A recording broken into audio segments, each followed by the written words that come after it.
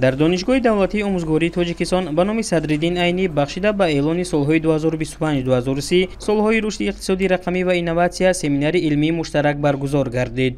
این چورابینی با مقصد اجرای دستور سپارش‌های پیشوای ملت پرزیدنت جمهوری تاجیکستان محترم امامعلی رحمان اوید به مسائل رقمی کنونی و استفاده هوش مصنوعی در تمام ساحه‌ها عملی سازی و استفاده ثمراناک آنها وسعت بخشیدن به روندهای نوآوری و استفاده همه‌جانبه امکانات تکنولوژی‌های رقمی تشکیل شد. سمینار مذکور در فاکولته متماتیک و انفرماتیک دانشگاه با اشتراک آموزگاران کافدرای تکنولوژی انفرماسیونی دانشکده صاحبکاری و آموزگاری شهری دهنوی جمهوری ازبکستان در موضوع استفاده ذهن صنعی در ساحه معارف و طب دایر شد.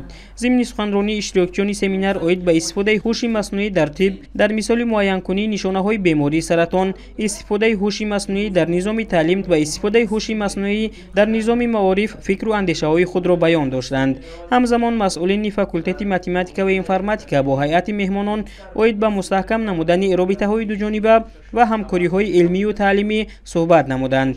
در جریان همایش گفته شد که امروز تاجیکستان در جاده گزارش به رقمی کنونی ساحه‌های اقتصادی ملی برای تامین شفافیت مناسبت‌های اقتصادی و مالیوی قدم‌های استوار می‌گذارد. تطبیق سریع تشبث‌ها امکان می‌دهد که در 5 سال من بعد این روند وسعت یافته زمینه‌های حقوقی تکمیل یابند و سندهای دخلدار در سمت گزارش به اقتصادی رقمی قبول و عملی کرده شوند.